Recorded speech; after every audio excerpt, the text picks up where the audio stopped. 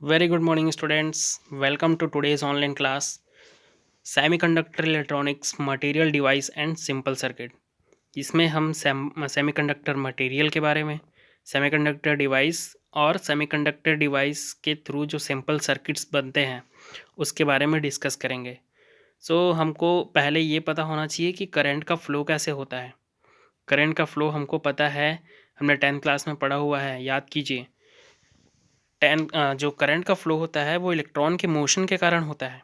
Electron जब तक motion नहीं करेगा तब तक करंट फ़्लो नहीं होगा। और ये नहीं कि करंट सभी डिवाइसेस में फ़्लो होता है, सभी मतलब सभी मटेरियल में करंट को इलेक्ट्रॉन्स को फ़्लो नहीं करा सकते हैं। अगर हमारे पास कोई सब्सटेंस है तो उस सब्सटेंस को हम डिफरेंट डिफरेंट कैटेगरीज में भी डिवाइड कर सकते हैं कि किस में इलेक्ट्रॉन का मोशन होगा, किस में इलेक्ट्रॉन का मोशन नहीं होगा। इलेक्ट्रॉन के मोशन कराने के लिए क्या क्या कंडीशंस हो सकते हैं, ये भी एक बोल सकते हैं कि इलेक्ट्रॉन का मोशन सभी डिवाइसेस सभी सब्सटेंस में नहीं हो सकता है। डिवाइस के बारे में बात करते हैं कि इलेक्ट्रॉनिक डिवाइस क्या होता है। Device in which a control flow of electrons can be obtained are known as electronic devices. Electronic devices जो इलेक्ट्रॉन के मोशन पर वर्क करता है उसको इलेक्ट्रॉनिक डिवाइसेस बोलेंगे। इलेक्ट्रॉन का मोशन हो रहा है मतलब उसमें करंट फ्लो हो रहा है।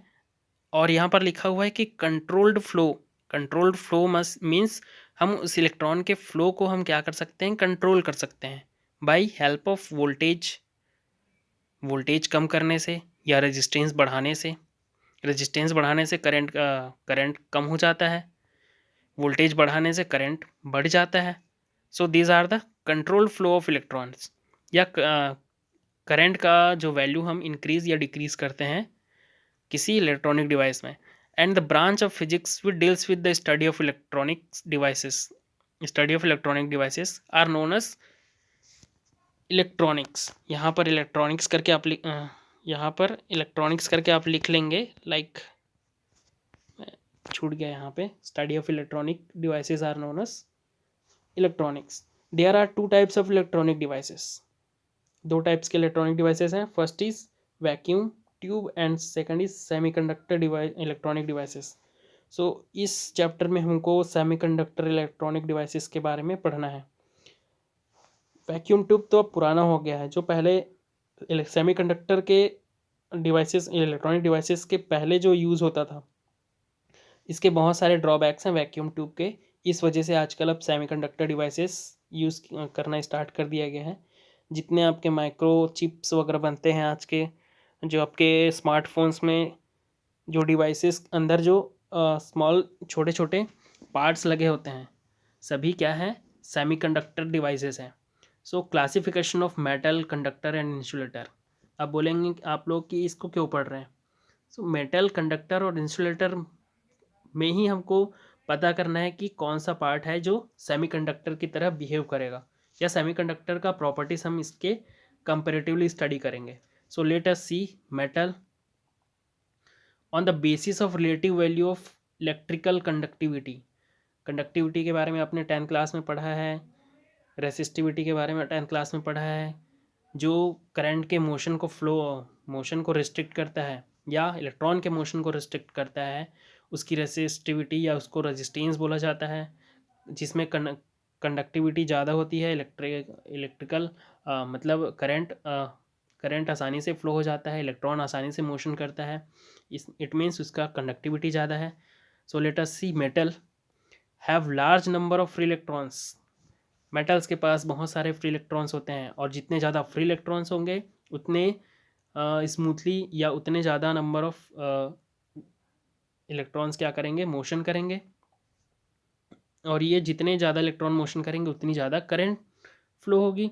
कंडक्टिविटी यहाँ से देखेंगे, कंडक्टिविटी ज़्यादा होती है और रेसिस्टिविटी कम होती है। यहाँ से कंपेरेटिवली हमने लिखा हुआ है 10⁻² टू 10⁻8 ओम मीटर, मतलब इतना कम इसकी रेसिस्टिविटी होती है। और कंडक्टिविटी 10⁻² से 10⁻8 सीमन मीटर इनवर्स, ये इसका क्या होता है, कंडक्टिविटी होता है। एग्जाम्पल है जितने मेटल्स आते हैं, लाइक गोल्ड, कॉपर, एल्युमिनियम और सिल्वर, जितने भी मेटल्स होते हैं, गुड कंडक्टर ऑफ इलेक्ट्रिसिटी होता है। नेक्स्ट इज इंसुलेटर, जिसके पास फ्री इलेक्ट्रॉन्स की कमी होती है, लगभग नेग्लिजिबल होता है, मीन्स होता ही नहीं है फ्री इलेक्ट्रॉन्स। सो ये जो इलेक्ट्रॉन्स है ही नहीं तो ये कहाँ से मोशन करेंगे, इलेक्ट्रॉन्स कहाँ से मोशन करेंगे। सो ये इंसुलेटर की तरह बिहेव करता है। इसका रेसिस्टिविटी और कंडक्टिविटी आप देख सकते हैं कि कितना ज़्यादा और कितना कम है, कंडक्टिविटी कितना कम है और रेसिस्टिविटी कितना ज़्यादा है। एग्जाम्पल है would, glass, ebonite, diamond, quartz, ये सब इस इंसुलेटर में आते हैं। सेमीकंडक्टर, सेमीकंडक्टर का अब इसका हमको जो बेसिकली पढ़ना है सेमीकंडक्टर के बारे में ही पढ़ना है। हमने इंसुलेटर और कंडक्टर को बस इससे कंपैरिजन करने के लिए ही बताया इसमें। सो सेमीकंडक्टर का जो कंडक्टिविटी होता है मेटल से या कंडक्टर से ज़्यादा तो होता है, लेकिन इंसुलेटर से कंडक्टर से कम होता है और इंसुलेटर से ज़्यादा होता है। मीन्स इन दोनों के बीच का इंटरमीडिएट स्टेट है। So they have resistivity and conductivity intermediate to metal and insulator. It has no free electrons at absolute zero temperature. ध्यान देंगे कि सेमीकंडक्टर कंडक्शन तो करता है बट जीरो कैल्विन पर, एब्सोल्यूट जीरो पर मीन्स जीरो कैल्विन पर इसके पास भी फ्री इलेक्ट्रॉन्स नहीं होते हैं। इट मीन्स जीरो कैल्विन पर ये इंसुलेटर के जैसे ही काम करेगा। ये सेमीकंडक्टर है जो कि जीरो कैल्विन पर, एब्सोल्यूट जीरो पर क्या करेगा, सेमीकंडक्टर के जैसे बिहेव करेगा। लेकिन जैसे जैसे टेम्परेचर इंक्रीज़ करते हैं या फिर हम इसको रूम टेम्परेचर पर ला के रख देते हैं, सो रूम टेम्परेचर पर ये कंडक्टर के जैसे कुछ कंडक्टिविटी शो करता है और कंडक्टर जैसे बिहेव करता है। So this is the semiconductor, conductor and insulator. Metals जो हैं वो कंडक्टर के श्रेणी में आते हैं। So metal, insulator and semiconductor. Next semiconductor, जैसे कि एग्जांपल हम लिए थे इंसुलेटर और मेटल में, उसी तरीके से इसका एग्जांपल देखते हैं। बट सेमीकंडक्टर में दो टाइप्स के इसमें हम इसको कैटेगराइज कर दिए हैं।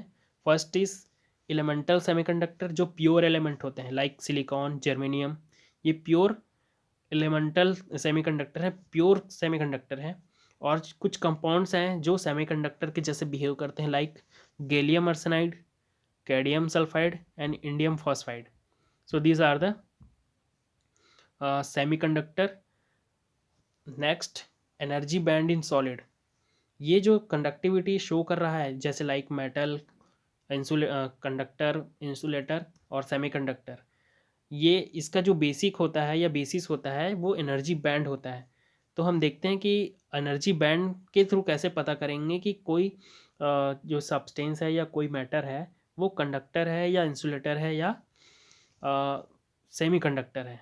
सो अकॉर्डिंग टू बोर मॉडल, जो हमने एटॉमिक बोर मॉडल पढ़ा है, जस्ट आप लोगों ने प्रीवियस यूनिट में, प्रीवियस चैप्टर में पढ़ा है कि जो बोर एटॉमिक मॉडल होता है उसमें न्यूक्लियस सेंटर में होता है, इलेक्ट्रॉन्स रिवॉल्व करते हैं। बोर ने ये भी कहा था कि वो जिस ऑर्बिट पर रिवॉल्व करते हैं वो डेफिनेट एनर्जी स्टेट का होता है। अगर वो सबसे पहले वाला एनर्जी स्टेट पर है तो उसकी एनर्जी कुछ होगी, उसके जस्ट ऊपर वाला एनर्जी स्टेट होगा तो उसकी एनर्जी कुछ और होगी। इस तरीके से energy different different energy state का, ऑर्बिट का डिफरेंट डिफरेंट एनर्जी स्टेट होता है। और उस एनर्जी स्टेट पर जो इलेक्ट्रॉन्स रिवॉल्व कर रहा है उसकी कुछ पर्टिकुलर डेफिनेट एनर्जी होती है। सो लेटस ये देखते हैं कि energy of this electrons revolving in different energy state are known as energy levels. जो इलेक्ट्रॉन की जिस स्टेट पर वो रिवॉल्व कर रहा है उसकी एनर्जी उसका एनर्जी लेवल कहलाता है।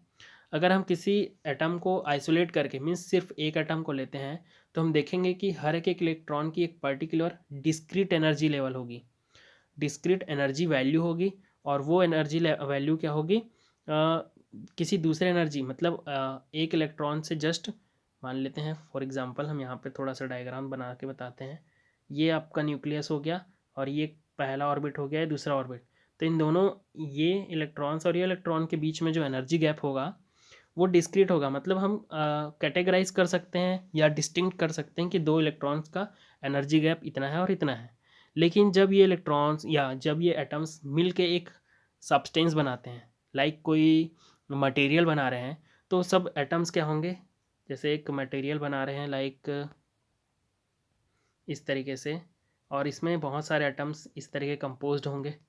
तो सभी इलेक्ट्रॉन्स क्या करेंगे, आसपास आएंगे। जितने सबसे लास्ट ऑर्बिट में जो इलेक्ट्रॉन्स होते हैं वो सभी एटम्स के आसपास आ जाएंगे। आसपास आएंगे तो इंट्रैक्शन होगा उन इलेक्ट्रॉन्स के बीच में। लाइक जैसे कि एक एटम बना लेते हैं यहाँ पर हम, ये एक एटम है और इसके लास्ट ऑर्बिट में इलेक्ट्रॉन रिवॉल्व कर रहा है, और एक एटम ये है, इसके लास्ट ऑर्बिट में इलेक्ट्रॉन इस तरीके से रिवॉल्व कर रहा है। सो हम देखेंगे कि अगर ये इलेक्ट्रॉन और ये इलेक्ट्रॉन, इन दोनों जब ये कंपोज्ड होकर एक सब्सटेंस बनाएंगे तो इलेक्ट्रॉन्स आसपास आएंगे और इन दोनों के बीच में इंट्रैक्शन होगा।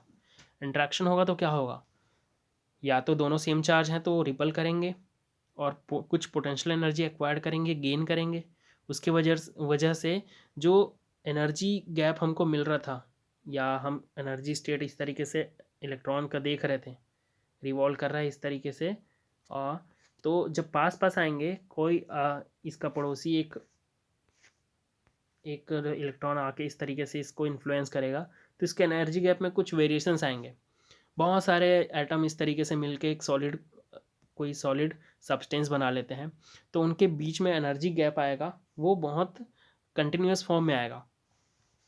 वेरिएशन होने के कारण, उसके इंट्रैक्शन होने के कारण एनर्जी गैप में वेरिएशन आएगा, और वो एक बोल सकते हैं कि कंटिन्यूस एनर्जी लेवल्स बना लेंगे। बहुत सारे इलेक्ट्रॉन्स, बहुत सारे अलग अलग एटम्स के इलेक्ट्रॉन्स एनर्जी लेवल्स बना लेंगे, और वो एनर्जी लेवल्स मिलके एक ग्रुप एनर्जी लेवल्स का ग्रुप बना लेंगे, और वो एनर्जी लेवल का ग्रुप ही क्या कहलाता है, एनर्जी बैंड कहलाता है। This is energy band. So हम देखेंगे कि एनर्जी बैंड में हम इस बैंड को दो डिफरेंट पार्ट्स में कैटेगराइज किए हैं। First is valence band and second is conduction band. The energy band which includes the energy levels of valence electrons. हमने एटम्स में वैलेंस इलेक्ट्रॉन्स और कंडक्शन इलेक्ट्रॉन्स के बारे में पढ़ा है, या नहीं पढ़े होंगे तो यहाँ देखेंगे कि अब एटम का स्ट्रक्चर इस तरीके से होता है, और सबसे लास्ट ऑर्बिट में जो इलेक्ट्रॉन्स होते हैं वो वैलेंस इलेक्ट्रॉन कहलाते हैं। और वैलेंस इलेक्ट्रॉन जब जंप करके अगले नेक्स्ट ऑर्बिट में चले जाते हैं और वहाँ से फ्री हो जाते हैं, एटम्स के इन्फ्लुएंस से पूरा फ्री हो जाते हैं, तो वो क्या कहलाएंगे, फ्री इलेक्ट्रॉन्स कहलाएंगे, या ये समझेंगे कि वो कंडक्शन बैंड में चले गए। So the energy bands which includes the energy levels of valence electron. Valence electrons या वैलेंस बैंड में जितने वैलेंस में वैलेंसी वाला जो इलेक्ट्रॉन्स है, या बोल सकते हैं कि लास्ट ऑर्बिट में जितने इलेक्ट्रॉन्स हैं, उस ऑर्बिट में जितने इलेक्ट्रॉन्स हैं उसका जो एनर्जी लेवल्स होगा, उन सब का ग्रुप क्या कहलाएगा, वैलेंस बैंड कहलाएगा। दिस बैंड इज कम्प्लीटली और पार्सली फिल्ड। और लास्ट ऑर्बिट जो रहता है, या तो कुछ इलेक्ट्रॉन्स वहाँ होते हैं, या तो कुछ वहाँ उसका कुछ स्पेस जगह या खाली होता है। सो बैंड इज कम्प्लीटली और partially filled. Next, conduction band. The energy band above the valence band. Valence band के ऊपर एक एनर्जी बैंड होगा, जिसमें जब इलेक्ट्रॉन्स कुछ एनर्जी गेन करेगा और अपने वैलेंस बैंड को छोड़ के कुछ जब ऊपर एनर्जी लेवल में जाएगा, सो जो जिस एनर्जी लेवल में जाएगा वो एनर्जी लेवल उसका कंडक्शन बैंड कहलाता है। तो ऐसे एनर्जी लेवल्स के ग्रुप को क्या बोला जाता है, कंडक्शन बैंड। और ये हमेशा या तो कम्प्लीटली एम्प्टी होगा, मतलब उसमें कोई इलेक्ट्रॉन्स नहीं होंगे, या तो कुछ इलेक्ट्रॉन्स एनर्जी लेके उसमें कंडक्शन बैंड में जाते हैं। मीन्स कंडक्शन बैंड में कोई भी इलेक्ट्रॉन्स अपने से पहले से मौजूद नहीं होता है, कुछ एनर्जी लेकर ही जाता है वहाँ। So next is forbidden gap.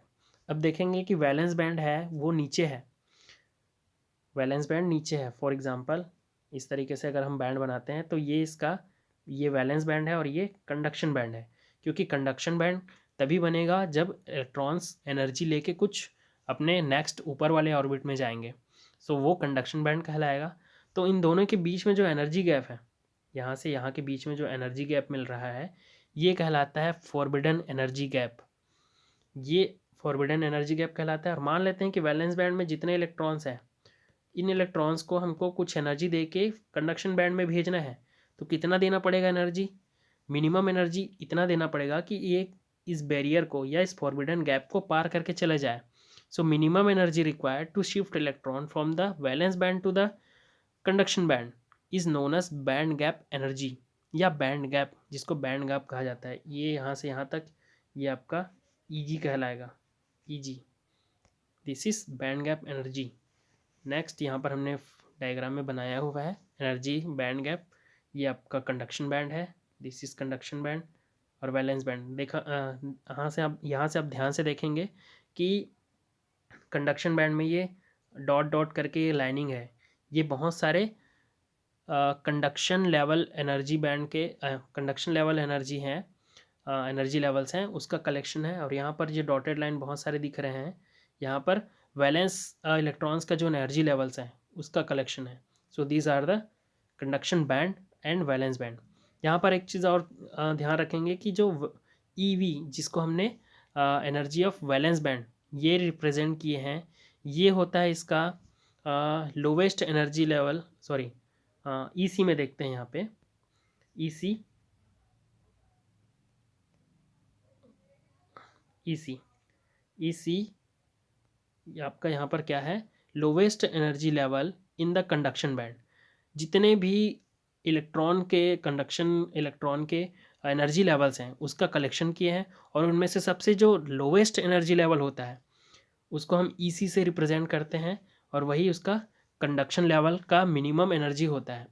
उसी प्रकार से वैलेंस बैंड में हम जो हाईएस्ट एनर्जी लेवल है वैलेंस बैंड का, उसको हम ईवी से रिप्रेजेंट करते हैं। मीन्स फॉरबिडन गैप जो होगा वो कंडक्शन बैंड का सबसे लोवेस्ट एनर्जी से वैलेंस बैंड के सबसे हाईएस्ट एनर्जी के बीच का जो एनर्जी गैप होता है वो आपका फॉरबिडन गैप होगा।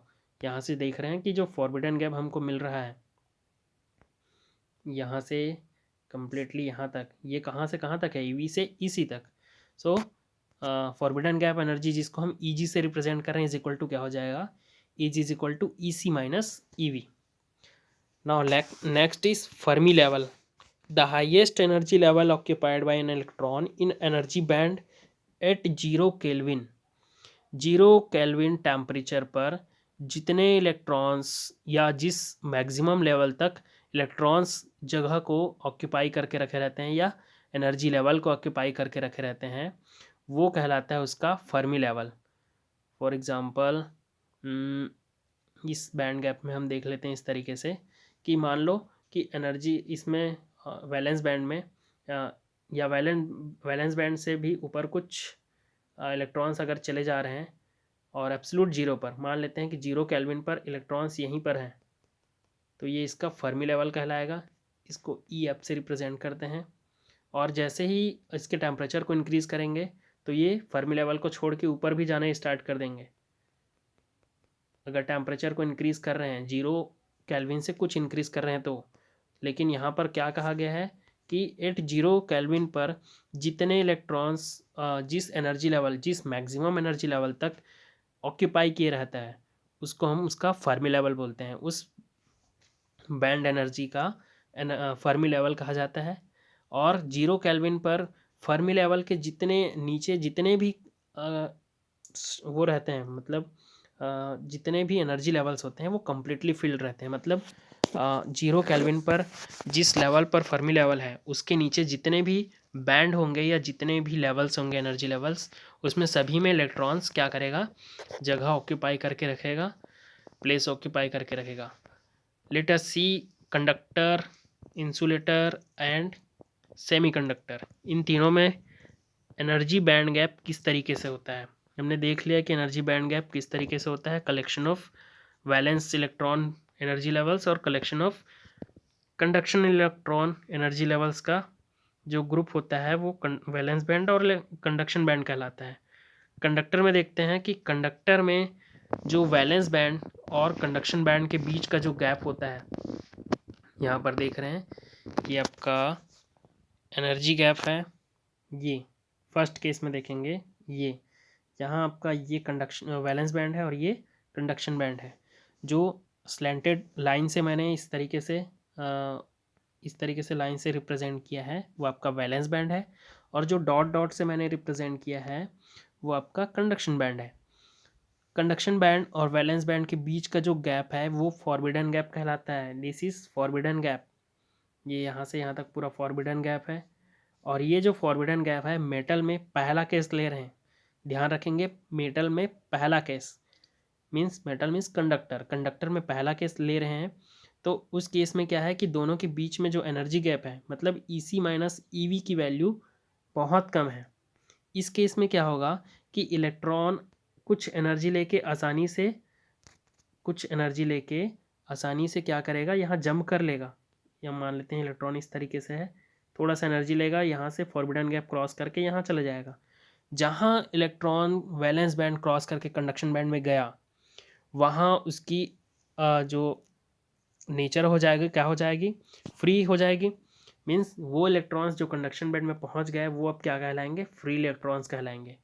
और एनर्जी गैप कम होने के कारण, जो फॉरबिडन गैप कम होने के कारण मेटल में इलेक्ट्रॉन्स आसानी से जम करके कंडक्शन बैंड में चले जाते हैं और ये कंडक्शन बैंड में जाने के बाद फ्री इलेक्ट्रॉन्स कहलाते हैं। इसलिए कंडक्टर के केस में जो इलेक्ट्रॉन्स होते हैं वो जल्दी मोशन करना स्टार्ट करते हैं और करंट फ्लो होता है।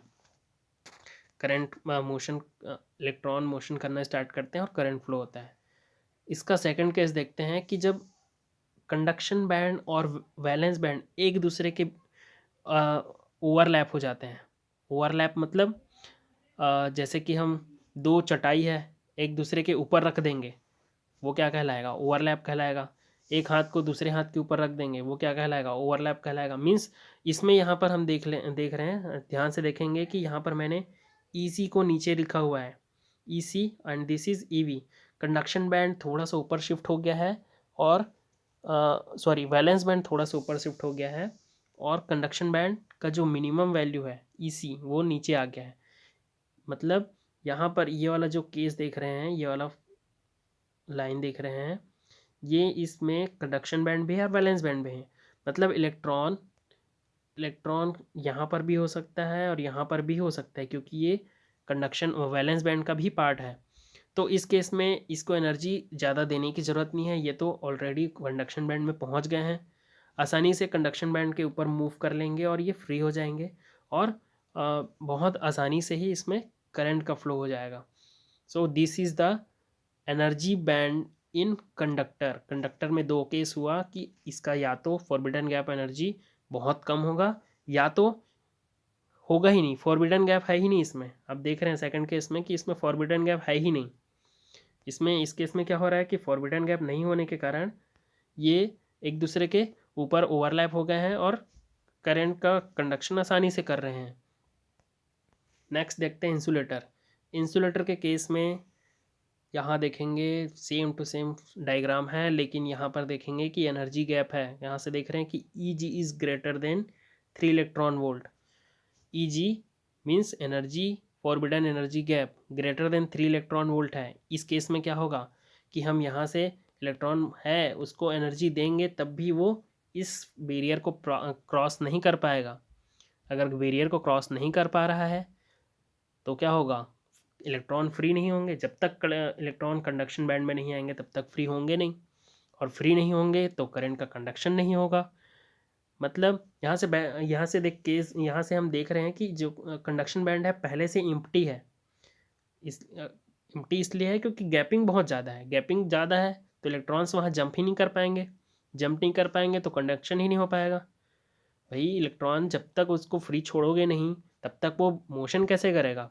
पहले से यहाँ बंद के रखा हुआ है, वैलेंस बैंड में हमने बांध के रखा हुआ है।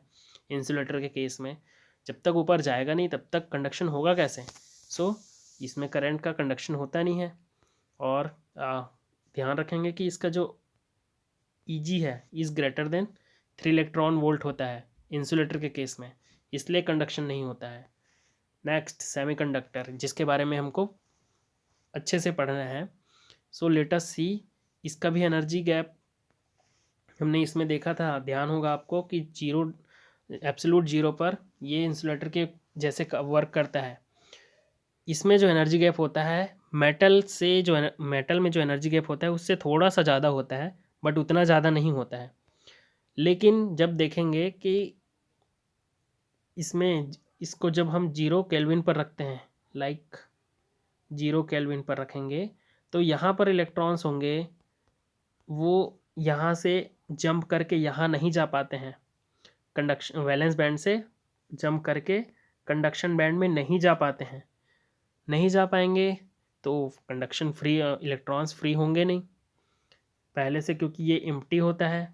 कंडक्टर के केस में कंडक्शन बैंड में कुछ इलेक्ट्रॉन्स पहले से ही होते हैं, क्योंकि एनर्जी गैप कम होता है, थोड़ा बहुत थर्मल एनर्जी लेके चला जाता है, वो घूमने के लिए थोड़ा बहुत ऊपर चला जाता है। लेकिन यहाँ पे एनर्जी गैप ज़्यादा है, डिस्टेंस ज़्यादा है। आप हर हर हर नेचर हर जो पार्टिकल्स या इंसान किसी का भी नेचर हो, आसपास आसपास होगा तो थोड़ा राउंड मार के आ गए, ज़्यादा डिस्टेंस होगा तो कौन जाए उतना दूर चल के।